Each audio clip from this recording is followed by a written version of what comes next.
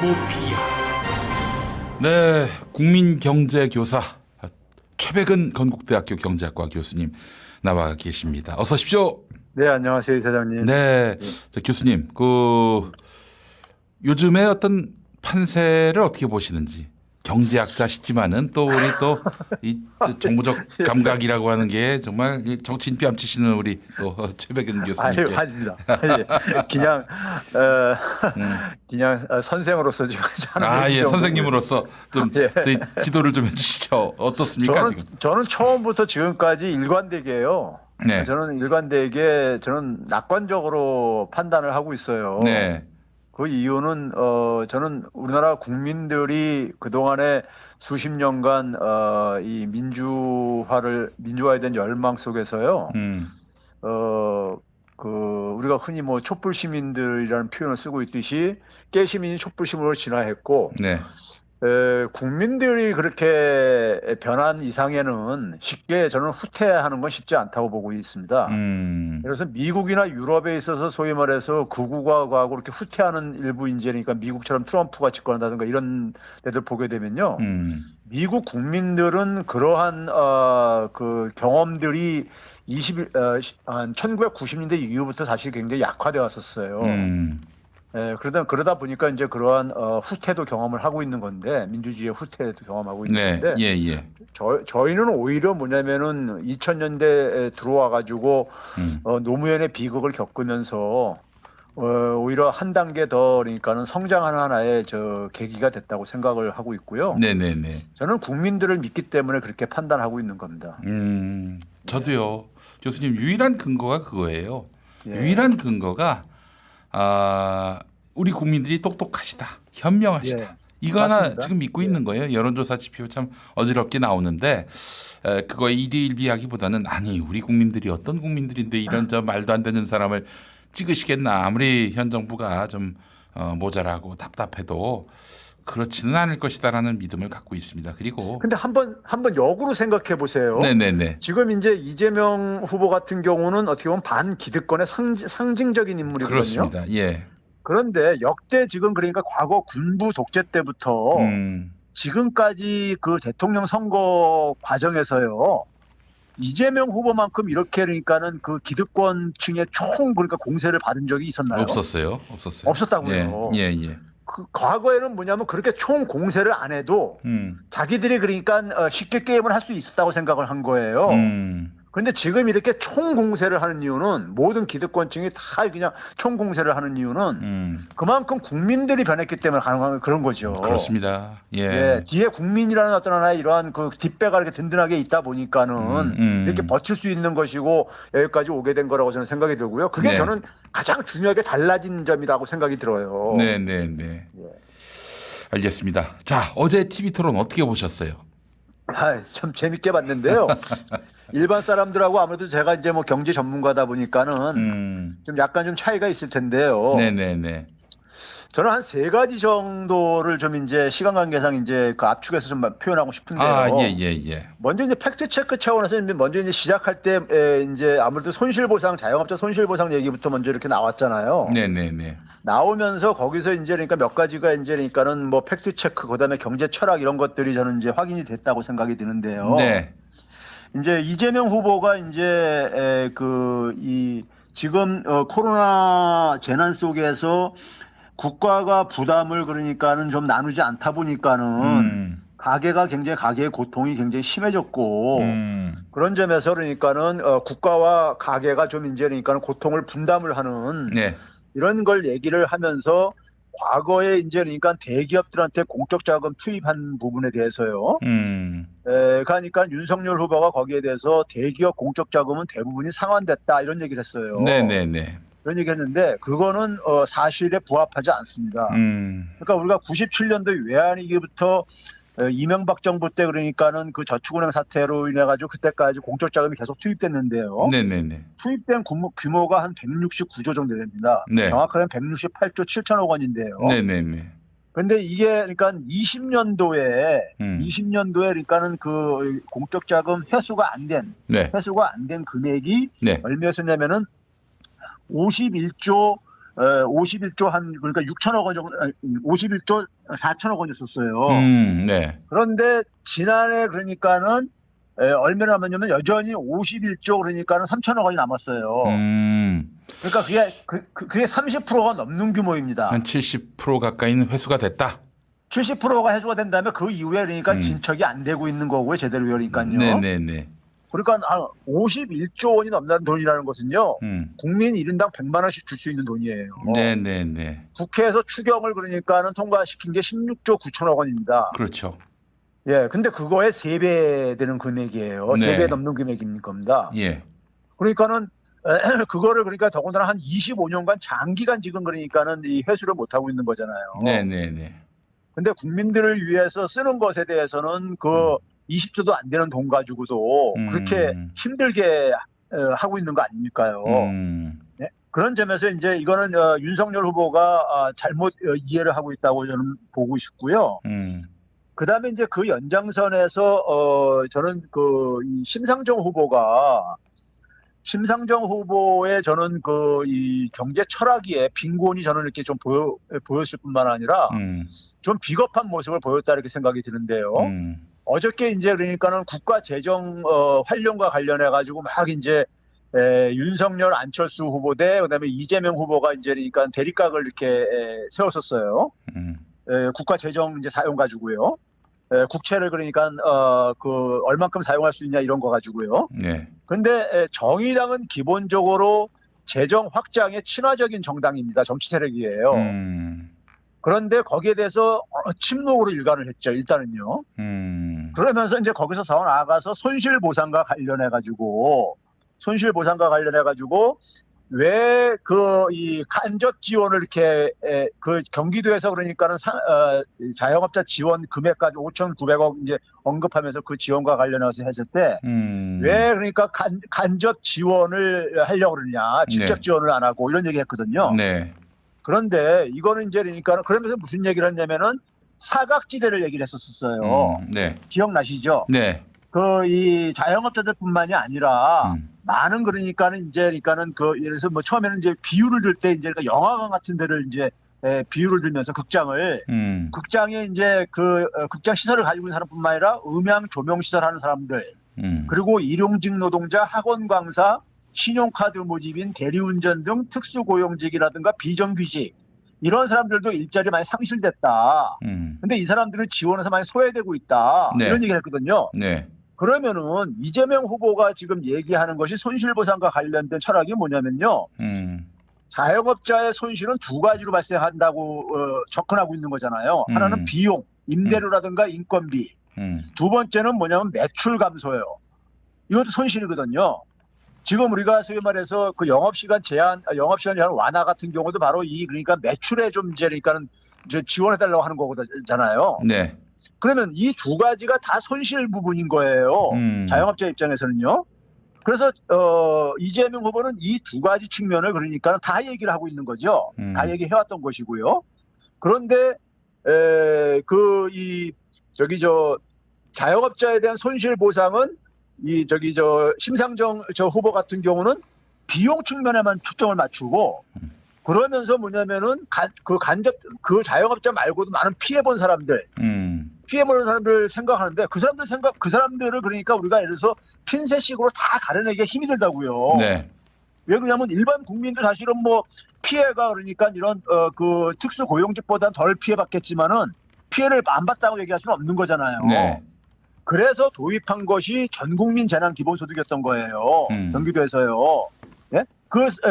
파악이 안 되고 그러니까 소외되고 거기다가 플러스 뭐냐면은 전 국민한테 주게 되면은 이게 결국 자영업자의 주머니에 최종적으로 들어가기 때문에 자영업자의 그러니까 매출 감소도 그러니까 그 부분에 대한 손실 보상도 지원될 수 있다는 이런 이제 철학인 거거든요. 그렇다면은 이게 그러니까는 그 심상정 후보가 걱정하는 이런 부분들을 본인들이 그러니까 이걸 다 그러니까 한번 골라내보라고 해보세요. 피해본 사람들요. 네. 그게 완벽하게 선택이 되어지겠는가? 안 되거든요. 안 되어졌을 때 그러니까 그런 부분들을 그러면 해결할 수 있는 방법이 그러니까는 자영업자에 대한 그러니까 지원을 이 손실 보강을 지원을 해주면서 동시에 이런 그 전방위적으로 그러니까는 그 피해본 사람들에 대한 지원이 바로 이제 전 국민 지원인 거고, 그게 심상정 후보 표현으로는 간접 지원이고, 이재명 후보 입장에서는 그게 이제 전 국민 재난 기본소득 이거거든요. 그런데 이거를 가지고 우리가 계속해서 이제 이거 한다는 것은 제가 볼 때 자기 모순이다 저는 보고 있는 것이고요. 그래서 이제 이 손실 보상과 관련해서 그러한 부분이 한 가지 이제 저는 좀 주목해 봐야 될 부분으로 좀 이제 봤던 것이고요. 이게 이제 이렇게 되는 이유가 있어요. 우리가 지금 뭐냐면 지난해 이제 연말 국민소득이 이제 파악이 됐는데 팬데믹 이전인 2019년 대비해 가지고 GDP는 한 66조 원이 증가됐어요. 그리고 기업 설비 투자도 27조 원 이상, 수출은 54조 원 정도. 근데 가계 소비만 한 10조 원이 오히려 감소를 한 상태야, 아직도요. 그러니까 이런 부분들을 경제를 그러니까는 균형적으로 만들려면은 소멸성 지역화폐로 전국민 재난지원금 지급하게 되면은 심상정 후보가 얘기하는 그러니까 그 사각지대도 좀 커버가 되면서 자영업자에 대한 지원도 좀 두텁게 할 수 있고 그러면서 그러니까 경제도 그러니까 전체 거시경제도 그러니까 좀 양극화가 좀 해소될 수 있도록 이렇게 할 수 있는 방법인 거거든요. 네. 근데 이제 이런 것들을 심상정 후보가 좀 너무 가볍게 보고 있다는 점에서 저는 경제 철학에 좀 빈곤한 게 아닌가 보고 있고요. 두 번째는 이제 결국은 이제 뭐냐면 재정과 관련해서 국채 발행이 걱정스럽다는 얘기 뭐 이런 얘기들 하고 그러는데 그와 관련해서 이재명 후보가 이제 언급한 게 두 가지가 있었죠. 네. 하나는 뭐냐면은 윤석열 후보가 계속해서 국가 부채 비율이 어느 정도가 가능한 수치로 얘기해라. 잠깐만 이렇게 다그치고 막 이제 그랬잖아요. 네. 그러니까 이제 이재명 후보가 IMF 등 국제기구에서 GDP 대비 한 85%까지 가능하다는 이제 이런 언급을 하면서 이걸 하나 언급했고요. 그다음에 이제 또 그 이후에 이제 계속해서 윤석열 후보와 안철수 후보가 기축통화국가하고 비기축통화국가가 다르다 이렇게 얘기를 하다 보니까는 기축통화 이제 대한민국이 곧 기축통화 이제 그러니까는 그 국가가 될 가능성도 그러니까 높아지고 있다는 이런 보도도 있다. 네. 있듯이 뭐 이런 표현을 했어요. 네네. 근데 이 두 가지가 다 사실은 팩트에 근거를 한 거예요. IMF에서 그러니까 85%까지라는 것은 뭐냐면은 IMF가 돌아가면서 국가별로 이제 보고서를 냅니다. 연례 협의를 해가지고요. 예. 우리나라 같은 경우는 2018년, 우리나라 보고서가 2018년 2월 달에 보고서가 나왔는데요. 한 2권 정도가 나왔는데 거기에 보게 되면은 우리나라가 그러니까는 그 재정 여력이 GDP 대비 85%라는 표현이 나와요. 네. 그러니까 이거는 사실 그러니까 좀 가변적인 겁니다. 시대 변화에 따라서요. 저는 지금은 더 커졌다고 봐요. 오히려요. 왜 그러냐면은 그때보다 지금 금리가 더 낮거든요. 네. 이건 금리가 그러니까는 낮을수록 그러니까 여력은 더 커질 수밖에 없는 거예요. 이런 쪽으로요. 그만큼 네. 이자 상환 부담이 줄어들기 때문에요. 네. 그래서 이제 이 수치는 85%라는 건 절대적인 수치는 아니지만은 네. 그 국제기구에서 말한 수치를 가지고 얘기를 한 것이고요. 그걸 가지고 일부 저쪽 이제 그 반대편에 있는 사람들은 이게 선진국 일반적인 얘기다 이런 얘기들로 구하고 앉아 있는데요. 그게 보고서가 한국에 대한 보고서예요. 그리고 IMF에서는 한국이 선진국으로 분류가 돼 있습니다. 이미 오래전부터요. 네. 그렇기 때문에 그게 한국에 대한 그러니까 예를 들어서 85%가 지금 미국이나 지금 선진국 전체가 지금 한 GDP 대비 한 120% 되거든요. 그러면은 선진국 그 기준을 일반적으로 얘기한 거랑 85%다 지금 벗어나는 거 아니에요. 그렇죠. 예. 그러니까 말이 안 되는 지적이고요. 그게 한국 보고서예요. 스페셜 리포트예요. 네. 그러니까 그거는 좀 그 억지를 부리지 않았으면 좋겠고요. 전문가들이. 예. 그다음에 이제 기축 가능성 보도 언급한 것도 이게 이제 그러니까 조선일보나 중앙일보에서요. 거기뿐만 아니라 여러 신문들에서 이런 보도가 나왔어요. 2월 13일, 14일자에 네. 그게 아마 13일이 일요일인가 아마 해서는지 14일자 나온 데도 있고 그런데 정경련에서요. 정경련에서 보도자료를 냈습니다. 정경련에서요. 네. 정경련 보도자료가 뭐냐면 한국 돈 원화의 기축통화 편압 추진을 검토할 필요가 있다. 이런 제목으로 그다음에 뭐냐면 원화가 기축통화로 편입될 수 있는 근거를 제시하겠다고 하면 5가지 근거를 제시했어요. 네. 이건 정경련 홈페이지 들어가면 쉽게 거의 접할 수 있는 자료입니다. 네. 그러면 이걸 가지고 이제 그러니까 언론들이 조선일보 같은 경우는 정경련이 말했다. 워낙 기축통화 자격이 충분하다. 이런 것을 중앙일보랑 조선일보가 이렇게 헤드라인으로 뽑아가지고 보도를 냈다고요. 네. 이 보도를 언급을 한 거예요. 제가 볼 때는 이재명 후보가요. 제가 물어보진 않았지만은 그걸 언급한 거예요. 네. 그래서 이제 그러니까 이렇게 했는데 이제 전경련이 사실은 뭐 이재명 후보를 지원할 이유는 없을 게 아니에요. 네, 그렇죠. 예.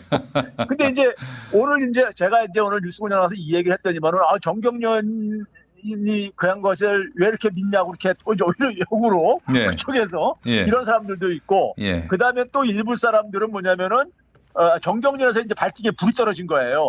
자기들의 보도 자료를 가지고 이제 그러니까 그게 그렇게 활용이 되리라고 예. 생각을 못했었겠죠. 아무래도 그러니까요. 예, 예. 못했으니까 그런 건데 예. 전경련이 그러니까 이렇게 한 것은 뭐냐면 원화가 기축통화 편입 가능성을 나름대로 제가 볼 때는 근거가 있는 였었어요. 이 근거는 사실 2015년도에요. 네. 2015년도에 중국의 위안화가 그 기축통화로 편입이 될 때요. 네.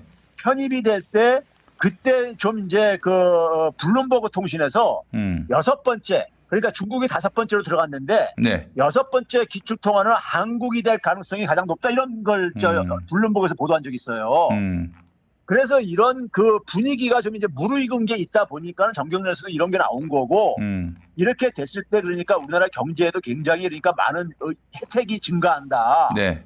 뭐 예를 들어서 그러니까 한 113조 원 정도 그러니까는 이 효과가 있다. 고용도 그러니까 한 89만 명 이상 증가할 효과가 있고 뭐 이런 얘기들을 가지고 이제 보도자를 낸 거란 말이에요. 네네네. 그러면은 그만큼 우리나라 경제 규모가 국제사회 속에서 이렇게 평가를 받는다는 얘기고 실제로 이와 관련된 얘기가 어떤 게 나왔었냐면은 작년에 그러니까 작년과 재작년 연속 2년 우리가 2020년 팬데믹이 발생했고 작년에도 계속해서 팬데믹이 진행되는 상황 속에서 세계 경제가 굉장히 안 좋은 상황이잖아요. 네. 그 상황에서 우리나라가 외채 그러니까 그 해외 시장에 나가가지고 국채를 발행을 한 외평채라고 있는데요.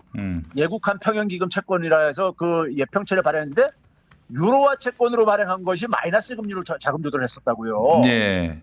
근데 그 당시에 그 이 자금 조달을 하면서요. 자금 조달하면서 우리나라가 그러니까 그 당시에 어느 정도 이렇게 안정적으로 발행을 했었냐면요. 당시에 그러니까 우리나라가 이 조달하려고 하는 금액이 그러니까 그래서 한 뭐 12억 달러인가 뭐 이렇게 되게 되잖아요. 그러면은 거기에 그러니까는 이 발행액에 한 5배 정도 그러니까 주문이 들어왔던 거예요. 서로 사겠다고. 네.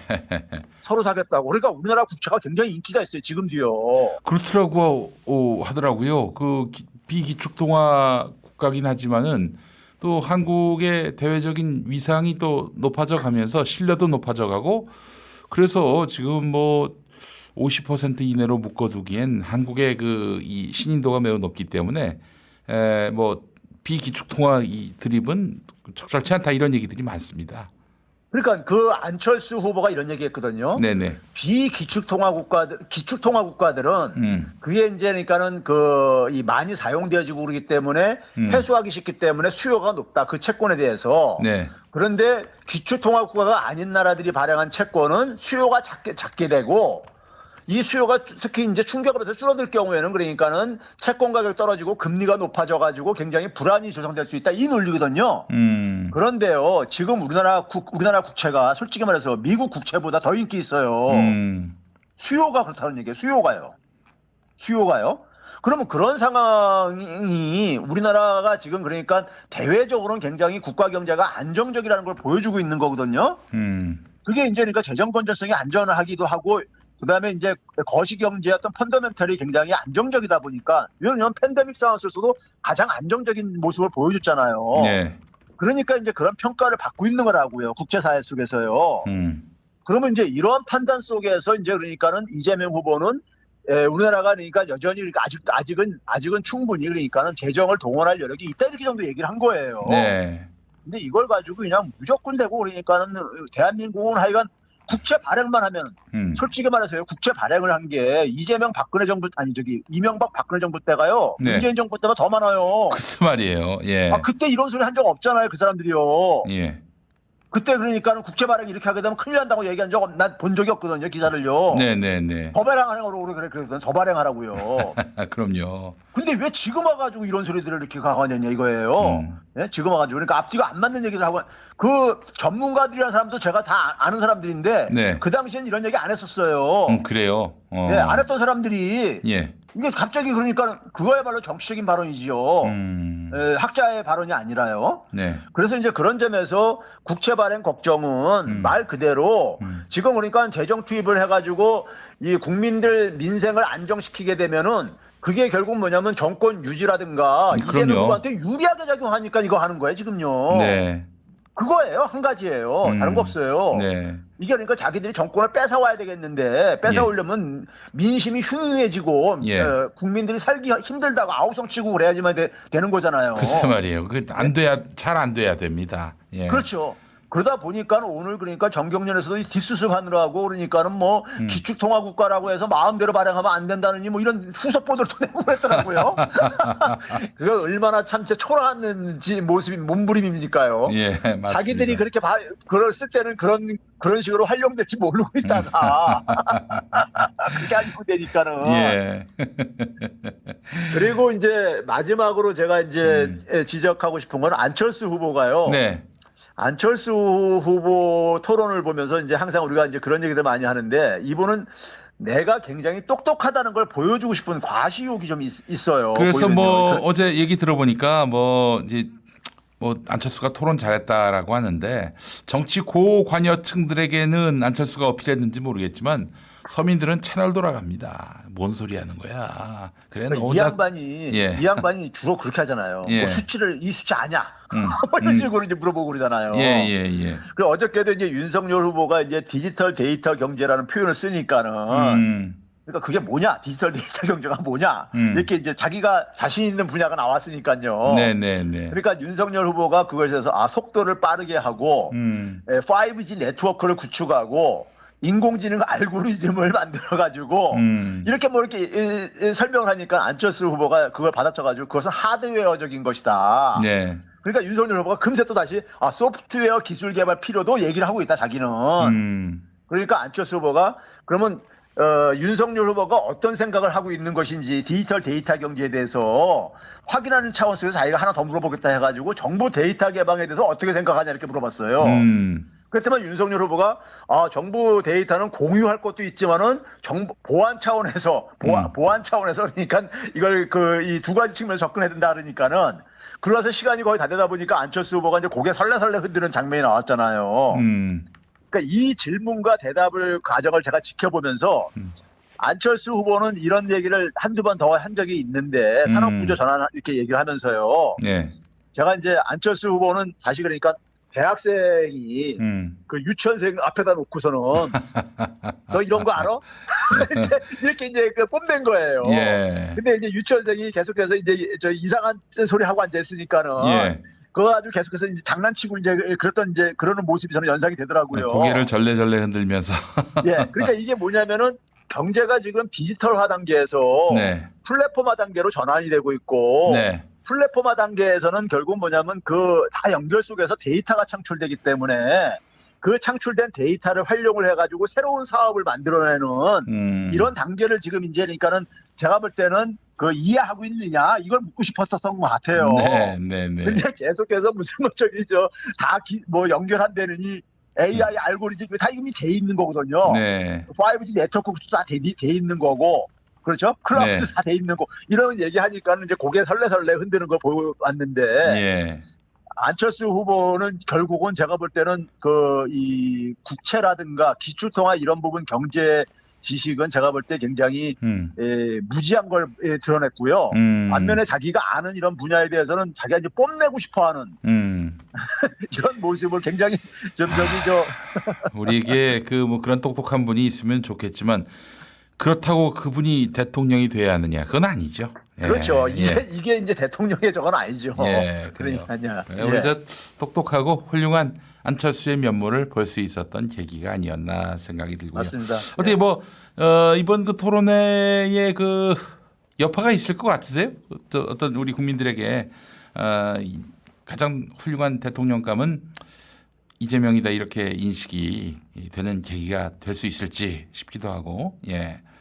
저는 우리가 흔히 그런 얘기 하잖아요. 상당 지지층은 이미 이제 마음이 안 바뀐다. 토론보가 안 바뀐다. 뭐 이런 얘기도 하고 그러는데 한 10% 정도는 아직도 그러니까는 이 결정을 못 하고 계신 분들. 이런 분들의 입장에서 봤을 때는 이런 분들에게는 토론이 그러니까 어느 정도 영향을 미칠 텐데 적어도 그러니까 윤석열 후보는 제가 볼 때 득표는 못했을 것 같아요. 득점 뭐 포인트는 태도라든가 없었다. 예. 아니면 답변이라든가 이런 걸 종합해서 봤을 때 상대적으로 예. 그런 점에서는 그러니까는 뭐 저기 이재명 후보가 심상정 후보는 저는 이게 이제 토론을 보면서 좀 가능하지 않겠지만은 윤석열 후보 쪽에서 저기 수용을 안 하겠지만은 양자 토론 같은 게 이게 좀 해가지고 더 그러니까는 깊숙이 들어가는 시간 제한 때문에 말하다가 끊어지고 이런 식의 그러니까 그다음에 또 제3자가 또 끼어들고 네. 뭐 이런 식의 이제 그러니까는 그래서 토론이 그러니까 좀 더 집중적으로 좀 들어가지 못하는 그래서 국민들로 하여금 판단할 수 있는 근거가 좀 이제 제시가 좀 미흡한 이런 것들이 좀 이제 앞으로 향후 보완돼야 될 것 같고요. 네. 근데 뭐 이 토론에서는 결국 이제 제가 볼 때는 누가 제일 자격이 없는가를 걸러내는 이런 의미인 것 같습니다. 네. 아, 참 우리 저 심상정 후보 모습을 보면서 어차피 뭐 본인이 당선될 거라는 생각은 아마 안 할 것이고 저 무엇을 위해 누구를 위해 이렇게 열심히 토론해서 할 짓이나 참 답이 잘 안 보이더라고요. 심상정. 그러게요. 참 안타깝습니다. 안타까워요. 예, 그래 이렇게 해서 또 진보 정당의 또 미천을 다 드러내고 있는 게 아닌가 하는 생각도 들고 말이죠. 밑바닥을. 예, 알겠습니다. 자, 최백은 교수님 오늘 말씀 잘 들었습니다. 네, 감사합니다. 네.